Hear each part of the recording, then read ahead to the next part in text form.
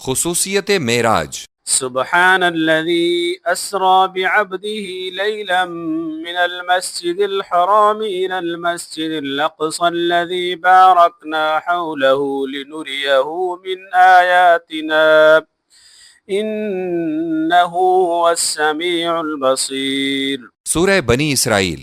معراج نبوی صلی اللہ علیہ وسلم کا ذکر اس کتاب کی جلد اول طبع حاضہ صفحہ نمبر 79 میں بھی کیا جا چکا ہے، اور جلد دوم طبع حاضہ باب دوم فصل اول میں بھی ہر دو مقامات پر یہ واقعہ الگ الگ اسلوب سے بیان ہوا ہے۔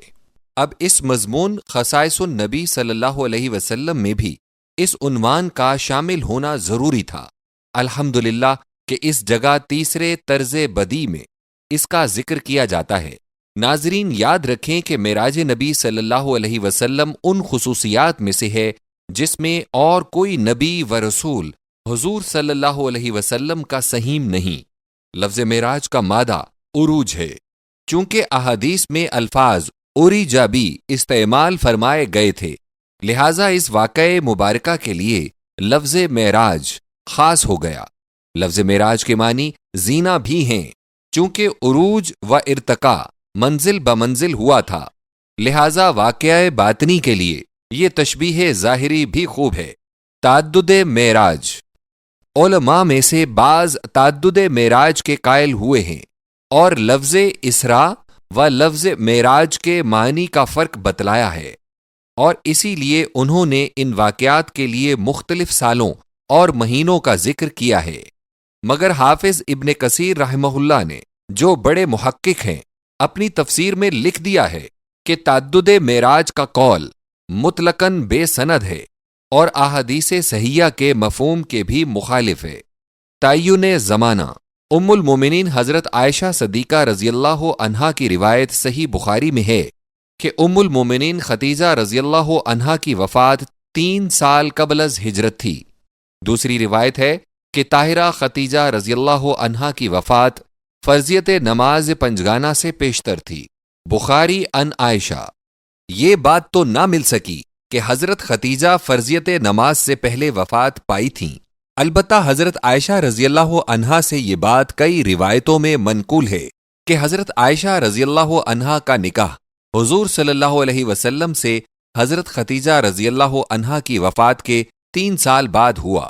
نتیجہ یہ ہوا کہ واقعہ معراج بعد از وفات سیدہ ختیجہ رضی اللہ عنہا تھا، اور اس واقعے کو ہجرت سے 3 سال زیادہ کا تاخر نہیں دے سکتے۔ ذکر ہجرت کا آغاز عقبہ کی اس اولین ملاقات سے، جس میں انصار کے صرف 6 اشخاص حضور صلی اللہ علیہ وسلم سے ملے تھے، شروع ہو جاتا ہے، لہٰذا واقعہ معراج کو ہجرت سے قریب ترین تعلق ہے۔ امام ابن عبد البر رحمۃ اللہ علیہ نے واقعہ معراج کو دیباچۂ الاستیاب میں 52 ولادت نبوی کا بتلایا ہے۔ نیز انہوں نے لکھا ہے کہ اس کی تفصیلی بحث انہوں نے کتاب التمہید میں کی ہے۔ زرقانی کہتے ہیں کہ امام ابن عبد البر رحمۃ اللہ علیہ اور امام ابو محمد عبداللہ بن مسلم بن قتیبہ الدینوری اور امام نووی طبعاً للرافعی نے معراج کے لیے ماہ رجب کا تعین کیا ہے۔ حافظ عبد الغنی بن عبد الواحد علی بن سرور المقدسی متوفہ 13 ربیع الآخر سن 600 ہجری نے 27ویں رجب کو جملہ اقوال پر ترجیح دی ہے اور لکھا ہے کہ ہمیشہ سے عملاً اسی تاریخ پر اتفاق کیا گیا ہے۔ مندرجہ بالا اقوال کا نتیجہ یہ ہوا کہ معراج 27ویں رجب 52 ولادت نبوی کو ہوا تھا۔ میں نے نبی صلی اللہ علیہ وسلم کی سیرت مبارکہ کے متعلق 23 سالہ جنتری خود تیار کی ہے۔ اس سے ظاہر ہے کہ ماہ رجب 52 کا پہلا دن جمعہ تھا، لہٰذا 27ویں رجب کی شب کے بعد طالع ہونے والا دن چہار شنبہ تھا، اور اسلامی طریق سے شب معراج بھی شب چہار شنبہ تھی۔ راویان احادیث معراج۔ ذیل میں دکھلایا جاتا ہے کہ احادیث معراج کن کن صحابہ کرام رضوان اللہ اجمعین سے کن کن دواوین حدیث میں مروی ہے۔ نمبر 1 حدیث انس بن مالک رضی اللہ عنہ۔ الف صحیح بخاری و ابن جریر بطریق شریک بن عبداللہ۔ با صحیح مسلم بطریق ثابت۔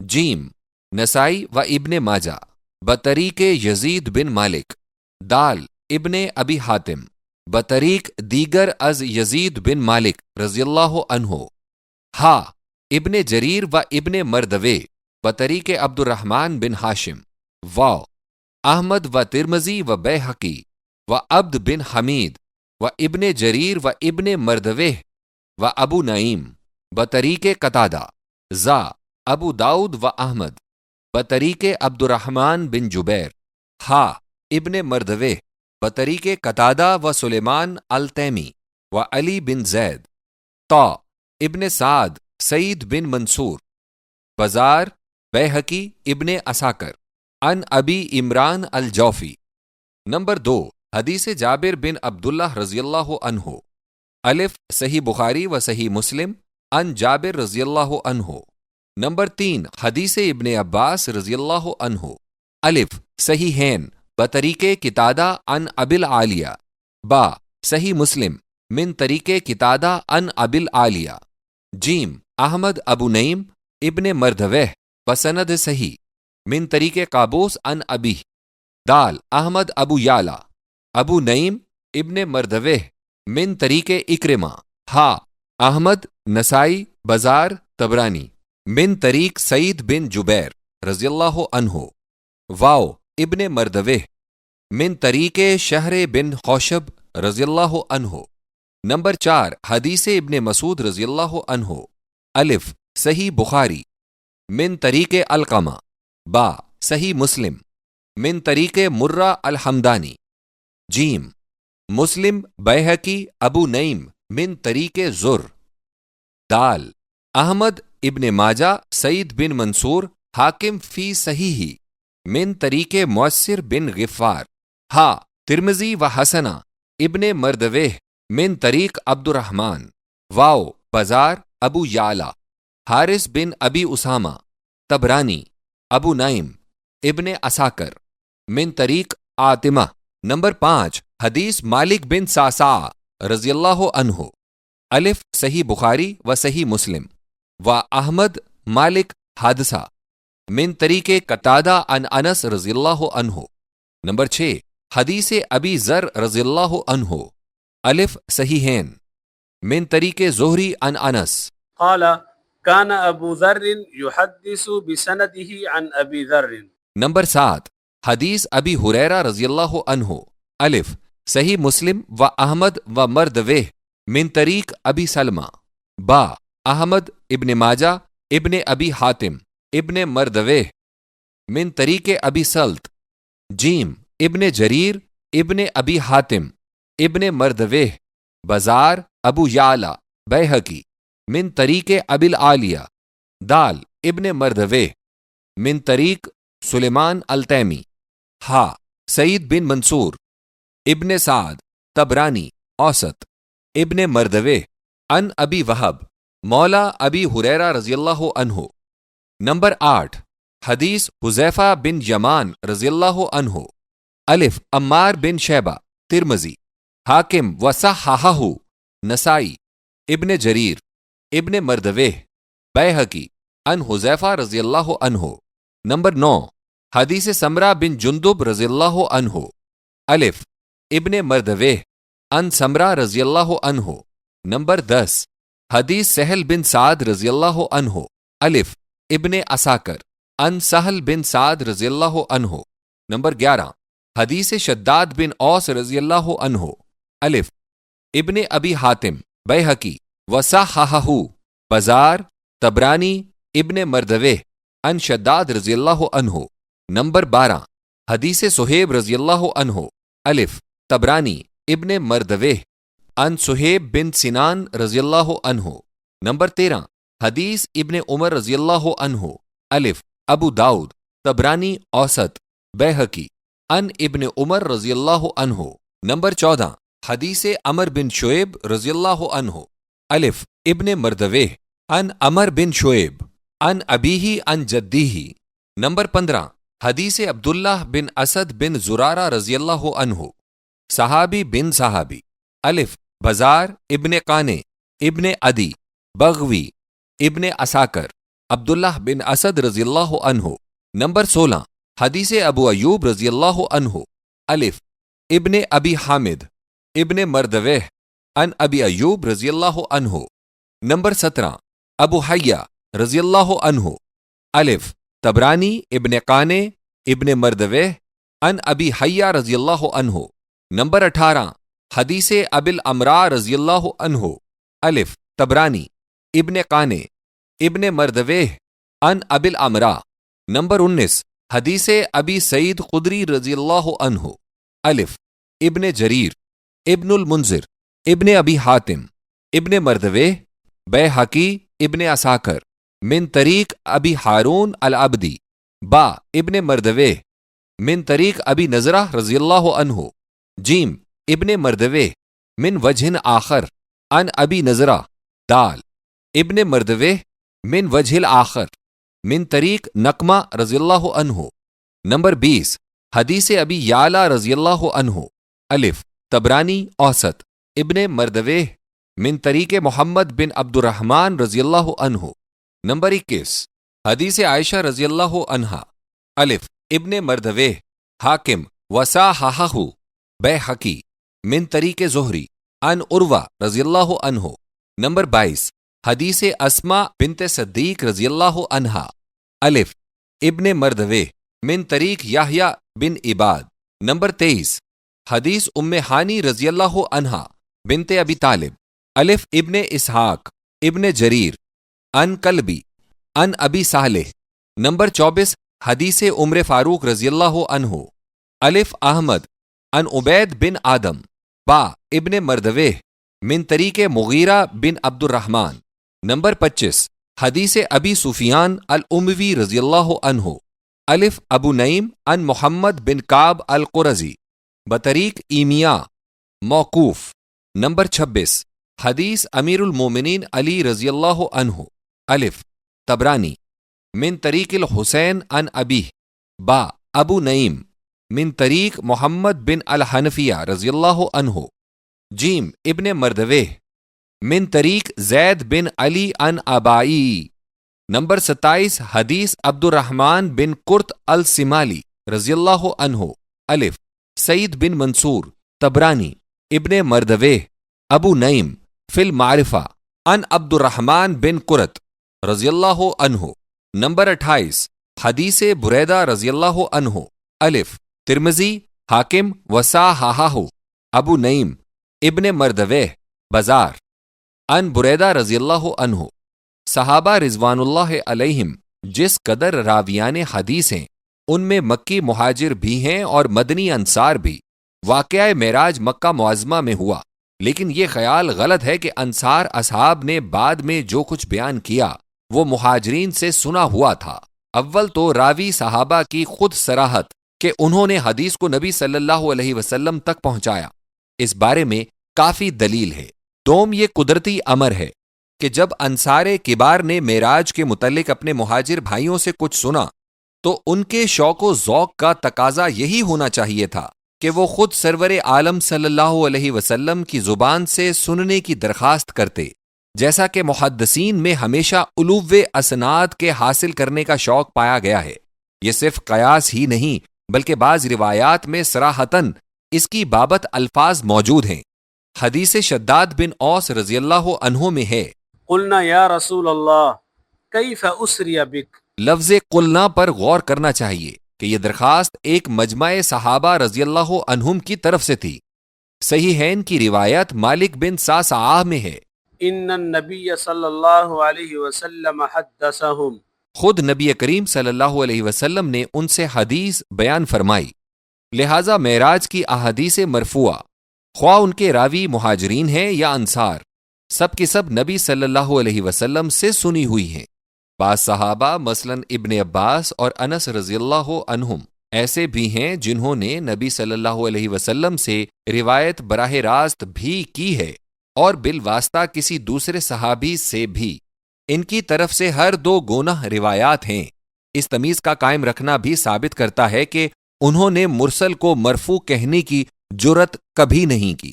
یہ امر اور بھی موجب اطمینان ہے کہ صحیحین کی احادیث واقعہ معراج کے متعلق زیادہ مکمل اور زیادہ مفصل ہیں۔ واقعات معراج۔ اب واقعات معراج کو بیان کیا جاتا ہے۔ نمبر 1، صحیح مسلم کی حدیث من طریق ثابت عن انس میں ہے، میں سواری پر سوار ہوا اور بیت المقدس پہنچا۔ سواری کو اسی حلقے سے باندھ دیا جس سے انبیاء اپنی سواریاں باندھا کرتے تھے۔ مسجد میں جا کر میں نے 2 رکعت نماز ادا کی اور وہاں سے آسمان کی طرف عروج ہوا۔ نمبر 2، ابن ابی حاتم کی ایک روایت ان یزید بن ابی مالک ان انس میں نماز بیت المقدس کے متعلق یہ صراحت ہے کہ میرے پہنچ جانے کے بعد وہاں بہت سے لوگ جمع ہو گئے، اذان دی گئی اور اقامت کہی گئی، صفیں درست ہوئیں، میں انتظار میں تھا کہ نماز کون پڑھائے گا۔ جبرائیل علیہ السلام نے میرا ہاتھ پکڑا اور مجھے آگے کھڑا کر دیا۔ بعد از نماز جبرائیل علیہ السلام نے پوچھا، آپ کو معلوم ہے کہ آپ کے پیچھے کن لوگوں نے نماز پڑھی ہے؟ میں نے کہا نہیں۔ جبرائیل علیہ السلام نے کہا، یہ سب وہ انبیاء ہیں جو من جانب اللہ مبعوث ہو چکے۔ نمبر 3، امام احمد کی روایت ان عبید بن آدم میں بیت المقدس کے متعلق یہ صراحت ہے کہ جب امیر المومنین عمر رضی اللہ عنہ بیت المقدس پہنچے تب کعب سے پوچھا کہ مجھے نماز کہاں پڑھنی چاہیے؟ اس نے کہا صخرہ کے پیچھے۔ امیر المومنین نے کہا نہیں، میں وہاں پڑھوں گا جہاں نبی صلی اللہ علیہ وسلم نے پڑھی تھی۔ نمبر 4، مالک بن صعصعہ رضی اللہ عنہ کی حدیث من طریق انس رضی اللہ عنہ بھی صحیحین میں موجود ہے۔ مالک بن صعصعہ رضی اللہ عنہ نہایت قلیل الروایت ہیں، حتیٰ کہ اکثر محدثین کا خیال ہے کہ اس ایک حدیث کے سوا ان سے اور کوئی حدیث مروی ہی نہیں۔ ایسے بزرگوار نے حدیث کو نہایت ہی اتقان کے ساتھ یاد رکھا اور روایت کیا ہوگا، کیونکہ ان کی ساری عمر کی کمائی یہی ہے اور غالباً یہی پختہ ہے کہ انس نے خود مرفوعاً روایت کرنے کے بعد بھی بزرگوار مالک بن صعصعہ رضی اللہ عنہ سے روایت کرنا اپنے لیے موجب فخر و مسرت سمجھا۔ اب مالک بن صعصعہ رضی اللہ عنہ والی حدیث ہی کا ترجمہ پیش کرتا ہوں۔ نبی صلی اللہ علیہ وسلم نے فرمایا کہ میں حتیم میں لیٹا ہوا تھا جب آنے والا یعنی جبرائیل میرے پاس آیا۔ اس نے اپنے ساتھی میکائیل سے کہا کہ ان 3 میں سے درمیان والے نبی صلی اللہ علیہ وسلم ہیں۔ پھر وہ میرے پاس آیا، سینے سے لے کر زیر ناف تک میرا جسم شک کیا، پھر سونے کا تشت لایا گیا جو ایمان و حکمت سے پر تھا، میرے قلب کو دھویا اور ایمان و حکمت سے بھر دیا، پھر زخم درست کر دیا۔ پھر میرے لیے سواری لائی گئی جس کا قد خچر سے کم اور حمار سے اونچا تھا، اس کا قدم اس کی حد بصر تک پڑتا تھا۔ مجھے سوار کیا گیا، جبرائیل علیہ السلام میرے ساتھ ساتھ چلا۔ 7 آسمانوں پر اولو العزم انبیاء کی ملاقات۔ آسمان دنیا تک مجھے لے کر پہنچ گیا، دروازہ کھلوایا، اندر سے پوچھا گیا کون ہے؟ کہا جبرائیل۔ کہا تمہارے ساتھ کون ہیں؟ کہا محمد صلی اللہ علیہ وسلم۔ انہوں نے کہا کیا آپ کو بلوایا گیا؟ جبرائیل علیہ السلام نے کہا ہاں۔ فرشتوں نے مرحبا کہا اور کہا خوب تشریف لائے۔ دروازہ کھلا، میں اندر گیا تو وہاں آدم تھے۔ جبرائیل علیہ السلام نے کہا یہ تمہارے ابا آدم علیہ السلام ہیں، سلام کیجئے۔ میں نے سلام کیا، انہوں نے جواب دیا اور ابن صالح و نبی صالح فرما کر مرحبا بھی کہا۔ پھر جبرائیل علیہ السلام دوسرے آسمان تک پہنچا، دروازہ کھلوایا، وہی گفتگو پہلے آسمان والی ہوئی۔ میں اندر گیا تو وہاں یحییٰ و عیسیٰ علیہم السلام تھے، یہ دونوں خالہ زاد ہیں۔ جبرائیل علیہ السلام نے بتایا کہ یہ یحییٰ و عیسیٰ علیہم السلام ہیں، سلام کیجئے۔ میں نے سلام کیا، انہوں نے جواب دیا اور اخ صالح و نبی صالح کہہ کر مرحبا بھی کہا۔ پھر تیسرے آسمان پر گئے، وہی گفتگو ہوئی، دروازہ کھلا، وہاں یوسف علیہ السلام تھے۔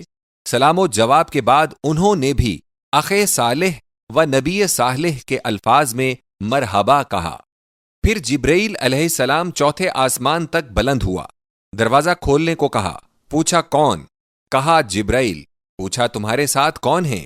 کہا محمد صلی اللہ علیہ وسلم۔ پوچھا کیا بلوائے گئے ہیں؟ کہا ہاں۔ فرشتوں نے مرحبا کہا اور میرے جانے پر اظہار خوشی کیا۔ اندر گئے تو وہاں ادریس علیہ السلام تھے، میں نے سلام کیا، انہوں نے جواب دیا اور اخ صالح و نبی صالح کہہ کر مرحبا کہا۔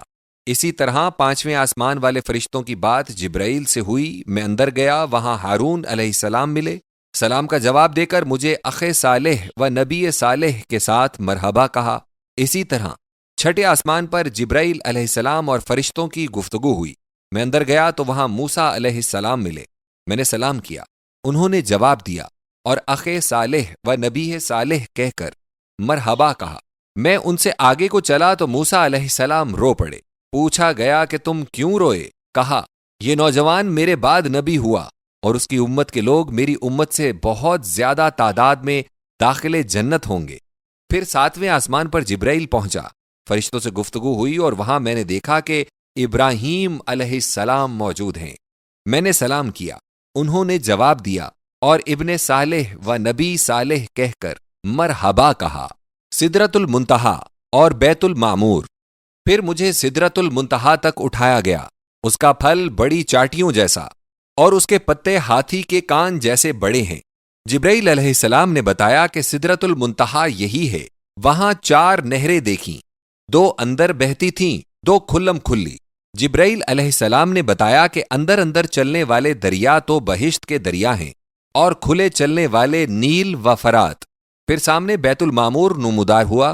قتادہ جو راوی حدیث ہیں، انہوں نے کہا کہ حسن رضی اللہ عنہ نے ہم کو ابو ہریرہ رضی اللہ عنہ سے، انہوں نے نبی صلی اللہ علیہ وسلم سے یہ بیان کیا تھا کہ نبی صلی اللہ علیہ وسلم نے فرمایا کہ بیت المعمور میں 70,000 فرشتے روزانہ داخل ہوتے ہیں اور پھر لوٹ کر نہیں آتے۔ اس قدر عزدی کے بعد قتادہ نے پھر حدیث انس کی طرف رجوع کیا۔ نبی صلی اللہ علیہ وسلم نے فرمایا، پھر میرے سامنے شراب اور دودھ اور شہد کے برتن پیش کیے گئے، میں نے دودھ لے لیا۔ جبرائیل علیہ السلام نے کہا یہی وہ فطرت ہے جس پر آپ صلی اللہ علیہ وسلم اور آپ صلی اللہ علیہ وسلم کی امت ہے۔ فرضیت نماز۔ پھر 50 نمازیں فرض کی گئیں، روزانہ 50 نمازیں۔ پھر میں نیچے آیا اور موسیٰ علیہ السلام تک پہنچا تو انہوں نے پوچھا کہ اللہ تعالیٰ نے آپ صلی اللہ علیہ وسلم کی امت پر کیا فرض کیا؟ میں نے کہا 50 نمازیں روزانہ۔ موسیٰ علیہ السلام نے کہا کہ آپ کی امت میں اس کی استطاعت نہ ہوگی، اور میں قبل ازیں لوگوں کا امتحان کر چکا ہوں اور بنی اسرائیل کی تدبیر کرتا رہا ہوں۔ آپ اپنے رب کی طرف واپس جائیں اور امت کے لیے تخفیف کا سوال کیجیے۔ میں واپس گیا، 10 نمازیں کم کر دی گئیں۔ میں نے لوٹ کر یہی موسیٰ علیہ السلام کو بتایا، وہ بولے کہ پھر واپس جائیے اور تخفیف کا سوال کیجیے۔ میں واپس گیا، 10 نمازیں کم کر دی گئیں۔ میں نے لوٹ کر یہی موسیٰ علیہ السلام کو بتایا، وہ بولے کہ پھر واپس جائیے اور تخفیف کا سوال کیجیے۔ میں واپس گیا اور 10 نمازوں کی تخفیف کر دی گئی۔ میں نے پھر موسیٰ علیہ السلام کو یہی آ کر بتلایا، انہوں نے کہا پھر واپس جائیے اور تخفیف کا سوال کیجیے۔ میں واپس گیا، تب 10 نمازوں کی اور تخفیف کر دی گئی۔ انہوں نے پھر کہا واپس جائیے اور تخفیف کا سوال کیجیے۔ میں اسی طرح جاتا رہا حتیٰ کہ 5 نمازوں کا حکم ہو گیا، اور میں نے موسیٰ علیہ السلام کو یہ بتلایا۔ انہوں نے کہا کہ آپ صلی اللہ علیہ وسلم کی امت میں اس کی استطاعت بھی نہ ہوگی۔ مجھے لوگوں کا خوب تجربہ ہے اور میں نے بنی اسرائیل کے لیے بڑی بڑی تدبیریں کی ہیں، لہٰذا واپس جائیے اور تخفیف کا سوال کیجیے۔ رسول اللہ صلی اللہ علیہ وسلم نے فرمایا کہ میں تو اللہ تعالیٰ سے سوال کرتا کرتا شرمسار بھی ہو گیا ہوں، اب تو میں اسی کو خوشی سے مانوں گا اور تسلیم کروں گا۔ اس وقت پکارنے والے کی ایک آواز آئی کہ میں نے اپنے فریضے کو جاری کر دیا اور اپنے بندوں سے تخفیف بھی کر دی۔ نمبر 5، شیخین کی حدیث ان انس میں مزید یہ ہے کہ ابو ذر رضی اللہ عنہ نبی صلی اللہ علیہ وسلم سے یوں روایت کیا کرتے تھے کہ آدم علیہ السلام جب دائیں جانب دیکھتے تب ہنستے اور جب بائیں جانب دیکھتے تب روتے۔ جبرائیل علیہ السلام نے نبی صلی اللہ علیہ وسلم کے پوچھنے پر بتلایا کہ دائیں بائیں اولاد آدم کی ارواح ہیں، دائیں جانب اہل جنت ہیں، بائیں جانب اہل نار۔ دائیں جانب دیکھتے ہیں تو ہنس پڑتے ہیں اور بائیں جانب کو دیکھتے ہیں تو رو پڑتے ہیں۔ نمبر 6، زہری کہتے ہیں کہ ابن حزم نے مجھے بتلایا کہ ابن عباس اور ابو ہبہ الانصاری یہ بھی کہا کرتے تھے کہ نبی صلی اللہ علیہ وسلم فرماتے تھے کہ مجھے بلندی پر لے جایا گیا اور میرے سامنے مستوی آ گیا، میں صریف الاقلام سنتا تھا، 5 نمازوں کے تعین کے بعد موسیٰ علیہ السلام بھی میرے ساتھ چلے۔ میں سدرۃ المنتہا پر واپس آیا۔ اس پر ایسے رنگا رنگ ایوان پڑ رہے تھے کہ جن کی صفات بیان سے باہر تھی۔ پھر مجھے جنت میں لے جایا گیا، جن کی کنکریاں آبدار موتی ہیں اور جس کی زمین مشک خالص کی ہے۔ 7 آسمانوں پر 8 انبیاء کی ملاقات کا راز۔ مختلف آسمانوں پر الگ الگ انبیاء علیہم السلام کی ملاقات بہت سے نصائح دینی پر مشتمل ہے۔ نمبر 1، پہلی بات تو یہ ہے کہ جس طرح شاہان عالم معزز مہمان کے اکرام کے لیے اپنی سرحد خاص سے لے کر دربار خاص تک درجہ بدرجہ امرائے اعظام کو مقرر کیا کرتے ہیں، اسی طرح ان انبیاء کرام کا تعین بھی آسمان اول سے آسمان ہفتم تک کیا گیا۔ نمبر 2، آدم ابو البشر ہیں، اول الانبیاء ہیں، اس لیے ان کا تعلق آسمان اول سے ایک خصوصیت رکھتا ہے۔ آدم علیہ السلام وہ ہیں جن کو ترک جنت کا علم اٹھانا پڑا، مگر جب زمین پر آئے اور خلافت الارض کا تاج ان کے سر پر رکھا گیا اور ان کی اولاد و رفقا سے زمین آباد ہو گئی، تب ان کا وہ علم مبدل بسرور ہو گیا۔ نبی صلی اللہ علیہ وسلم بھی احب البلاد عند اللہ کو ترک کرنے والے تھے، لیکن اقامت مدینہ طیبہ اشاعت اسلام اور نشر علوم کا سبب تھی۔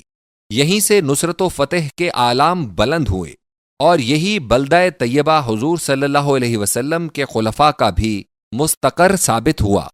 نمبر 3، یحییٰ و عیسیٰ علیہ السلام میں قرابت بھی ہے۔ مسیح علیہ السلام نے استباغ بھی یحییٰ علیہ السلام سے پایا تھا۔ احوال زہد و محنت میں بھی دونوں متحد الاحوال ہیں، اس لیے وہ دونوں ایک ہی مقام پر جمع تھے، اور دونوں کو نبی صلی اللہ علیہ وسلم کے زہد و توکل اور اعراض عن الخلق و مستقبل کا دکھلانا بھی مقصود تھا۔ یحییٰ علیہ السلام نے اپنا کام عیسیٰ مسیح علیہ السلام پر چھوڑا تھا، اور عیسیٰ مسیح علیہ السلام نے اکمال صداقت اور اتمام حقانیت کا حضور صلی اللہ علیہ وسلم کے ہاتھوں سے پورا ہونا بتلایا تھا۔ لہٰذا ضروری تھا کہ دونوں بزرگوار اپنی بہترین تمناؤں کو مکمل شدہ حالت میں دیکھ لیتے۔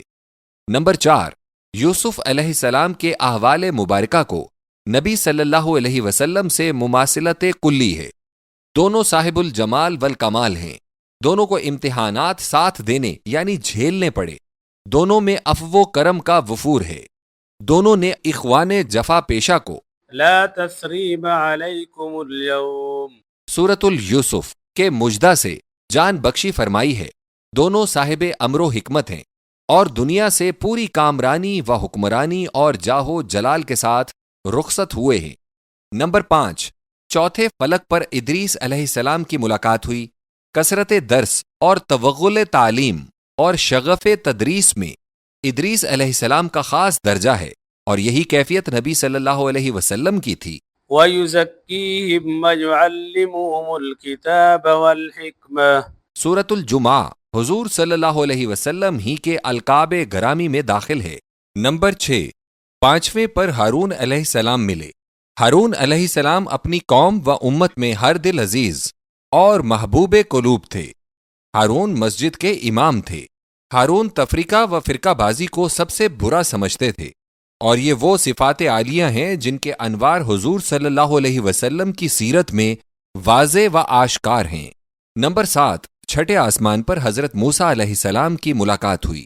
یہ صاحب شریعت بھی ہیں، صاحب کتاب بھی ہیں، غازی و مجاہد ہیں، مہاجر و مناظر بھی نبی صلی اللہ علیہ وسلم کے ساتھ ان محاسن میں مشابہ تر ہیں۔ ان کا رتبہ ان مجموعی محاسن کی وجہ سے 5 آسمانوں والے انبیاء سے بڑھ کر خاص امتیاز رکھتا ہے۔ نمبر 8، 7ویں آسمان پر سیدنا ابراہیم علیہ السلام نظر آئے۔ یہی بانی کعبہ مقدسہ ہیں اور بیت المعمور کے محتمم ہیں، یہی امام خلق ہیں، خلیل الرحمن ہیں۔ نبی صلی اللہ علیہ وسلم نے کعبہ کو ارجاس اوثان یعنی بتوں کی نجاست سے پاک کیا۔ نبی صلی اللہ علیہ وسلم کی مرضی کے مطابق اللہ تعالیٰ نے امت محمدیہ کے لیے کعبہ کو قبلہ نماز بنایا۔ نبی صلی اللہ علیہ وسلم ہی نے ملت حنیفیہ کو زندہ کیا۔ نبی صلی اللہ علیہ وسلم ہی نے مناسک حج کو सुन्नत इब्राहीमिया के मुताबिक मुहकम फरमाया। नबी सल्लल्लाहु अलैहि वसल्लम ही ने दरूद पाक में अपने नाम के साथ इब्राहीम और उनकी आले पाक के नाम को शामिल फरमाया। नबी सल्लल्लाहु अलैहि वसल्लम हुलिये के लिहाज से भी सैयदना इब्राहीम अलैहिस्सलाम से निहायत मुमासिल थे। रिफत हुजूर सल्लल्लाहु अलैहि वसल्लम को मकामे इब्राहीम यानी बैतुल मामूर से ऊपर हासिल हुई। इसी से जाहिर हो गया कि हुजूर सल्लल्लाहु अलैहि वसल्लम ही मकामे महमूद वाले हैं और हुजूर सल्लल्लाहु अलैहि वसल्लम ही आदम व मन दूनहु तहत लिवाई फरमाने का इस्तेहकाक रखते हैं। कुरान करीम और मेराज शरीफ। कुरान करीम ने वाक़ए मेराज को 2 सूरतों में जिक्र फरमाया है। अव्वल सूरह बनी इसराइल जिसके आगाज ही में ये आयात हैं। सुब्हानल्लज़ी अस्रा बिअब्दिही लैलन मिनल मस्जिदिल हराम इलल मस्जिदिल अक़सल्लज़ी बारकना हौलहु लिनुरियहु मिन आयातिना इन्नहु हुवस्समीउल बसीर। सूरह बनी इसराइल। कलमा सुबहाना तंजीह के लिए आता है और शुरूए कलाम में इसलिए लाया गया है कि जिन वाक़यात का बाद का जिक्र आइंदा किया जाएगा, अल्लाह की कुदरत और ताकत उसको ज़ुहूर में लाने से आजिज़ व दरमांदा नहीं। लैलन की तनवीन रात की मिक़दार कलील को ज़ाहिर करती है। बारकना हौलहु उसी मकाम के कुर्बो जवार में अशजारे मुस्मिरा और अनहारे जारिया और शजरा मुबारका जैतून की कसरत है। इसी का हवाला अंबियाए कसीर का महबते वही यानी नज़ूले वही की जगह और मौजज़ाते बाहिरात का मसदर रहा है।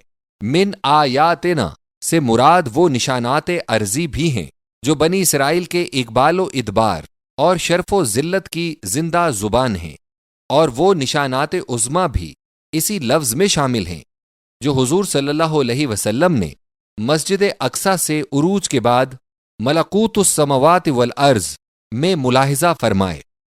दोम सूरह नजम में जिक्र। मुंदरजा झैल आयात पर तदब्बुर करो। अलिफ लक़द रआ मिन आयाति रब्बिहिल कुबरा। सूरतुन नज्म। उसने अपने रब की उन आयात को देखा जो अल्लाह ताला की बारगाह में कुबरा यानी बुजुर्ग तरीन होने की सिफ्त से मौसूफ हैं। इसके तहत में जिब्राइल का बसूरत असली या सिदरतुल मुंतहा और उस पर छा जाने वाले अनवारे कुदसिया का बसूरत तजल्ली या जन्नतो नार का बहैयत मौजूदा या अजायबात मलकूत का तफसीली मुआयना कुछ भी लिख दिया जाए, लेकिन ये सब के सब अपनी मजमूई शान में भी लफ्ज़ कुबरा के सामने कम ही होंगे, इसलिए इनका हसर व ताक्कुल दुश्वार है। मा ज़ाग़ल बसर व मा तग़ा। सूरतुन नज्म। इस आयत में नबी सल्लल्लाहु अलैहि वसल्लम के शौक़े दीद का भी बयान है और मुराआते हुस्ने अदब का भी जिक्र है, और नबी सल्लल्लाहु अलैहि वसल्लम के सबातो वकार और तहम्मुलो इस्तेदादे रुइयत का भी तज़किरा है। मूसा अलैहिस्सलाम के हाल में फरमाया गया है, फलम्मा तजल्ला रब्बुहु लिलजबल जअलहु दक्कन व खर्र मूसा सईक़ा। सूरतुल आराफ। जब अल्लाह ताला ने पहाड़ पर तजल्ली डाली तब पहाड़ को टुकड़े टुकड़े कर दिया और मूसा बेहोश होकर गिर पड़े। सैयदना हजरत मोहम्मद सल्लल्लाहु अलैहि वसल्लम खूब आंखें भरकर उन अनवार को देख रहे हैं। मुश्ताक आंख ना झपकती है ना उधर इधर ताकती है। कुव्वत रब्बानिया मुतवज्जा नुमाइश है और बसारत मुहम्मदिया सल्लल्लाहु अलैहि वसल्लम कमाले कुव्वत व नजारा के साथ वक्फे दीद है।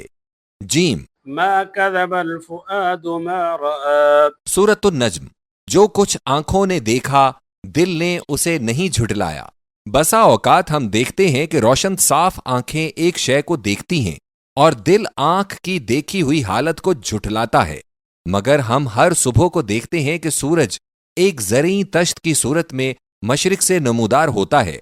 उसका कदो कामत उस वक्त इतना छोटा नजर आता है कि कुर्रे अर्ज से करोड़ों हिस्से कम होगा, लेकिन दिल कहता है कि ऐसा समझना आंख की गलती है। ये तो जमीन से करोड़ों हिस्से बड़ा है और यकीनन बड़ा है। हम पानी के अंदर गिरी हुई चीजों को देखते हैं तो वो उभरी हुई नजर आती हैं, हालांकि आंख का उसे ऐसा देखना गलत होता है। ہم سورج کی روشنی کو دیکھ کر اسے صرف ایک صاف سفید روشنی سمجھتے ہیں، حالانکہ دل بتلاتا ہے کہ اس روشنی میں 7 رنگوں کا اجتماع ہے۔ جب دیدہ و دل میں ایسا اختلاف پایا جاتا ہے تب یہ سمجھنا کہ آنکھ حقیقت اصلیہ کو دیکھ رہی ہے غلط ہوتا ہے، لیکن حقائق کی اصلیت اور انکشافات کی حقیقت پر دل و دیدہ کا یقین اور وثوق اور اعتبار مجتمع ہو جائے تو شک نہیں کہ یہ نظارہ بصیرت افروز اور بصارت افزا ہوتا ہے، اور اللہ تعالیٰ کا یہی مقصود ہے کہ نبی صلی اللہ علیہ وسلم کے نظارہ پاک کو جملہ ظنون و شکوک سے برتر اور جملہ صداقتوں اور حقیقتوں پر حاوی یقین کرنا چاہیے۔ دال فأوحى إلى عبده ما أوحى۔ سورۃ النجم۔ ترجمہ: پھر اپنے بندے پر جو وحی بھی بھیجنی تھی وہ بھیجی۔ آیات بالا میں دیدہ و دل کی کیفیات کا ذکر تھا، اس آیت میں گوش و دل کے حقائق کا ذکر ہے۔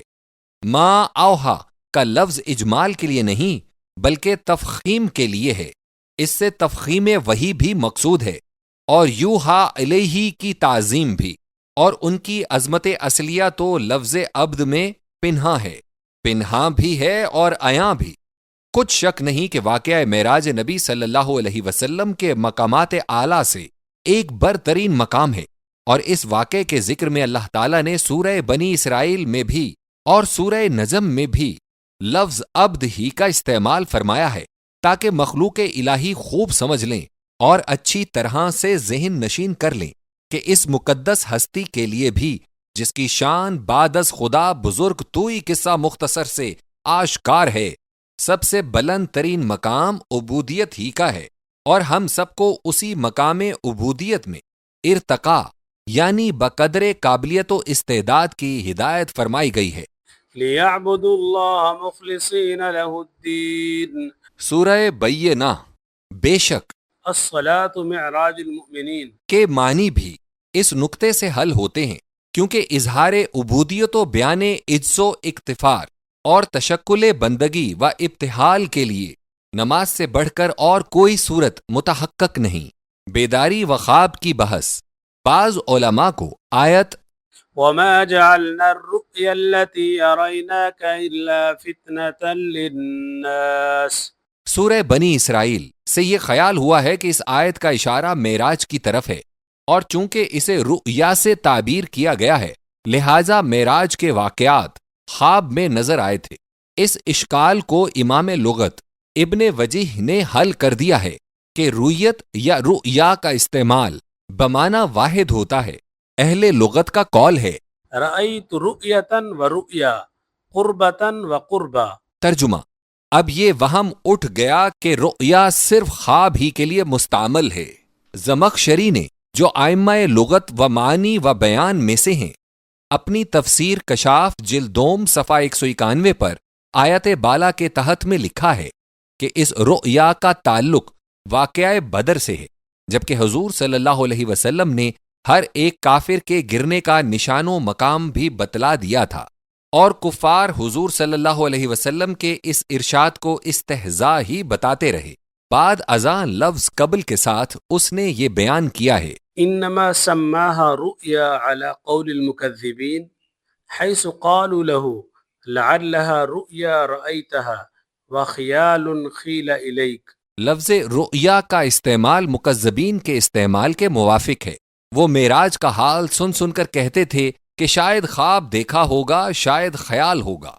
اس کی مثال ان آیات میں ہے فراغ إلى آلهتهم سورہ صافات، أين شركائي سورہ قصص، ذق إنك أنت العزيز الكريم۔ سورہ الدخان۔ اب محدثین کی سنیے۔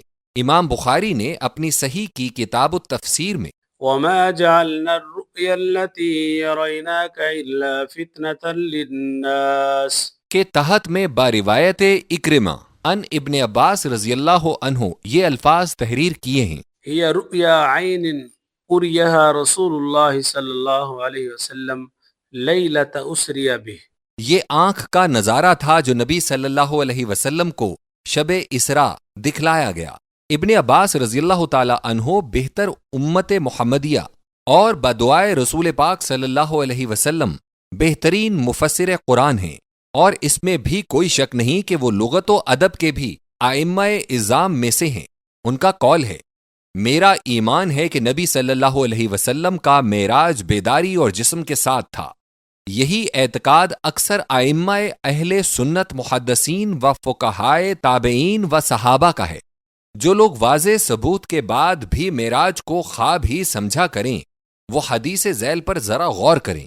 عن الشيخين عن جابر بن عبد الله قال قال رسول الله صلى الله عليه وسلم لما كذبتني قريش حين أسري بي إلى بيت المقدس قمت في الحجر فجل الله لي بيت المقدس فطفقت أخبرهم عن آياته وأنا أنظر إليه۔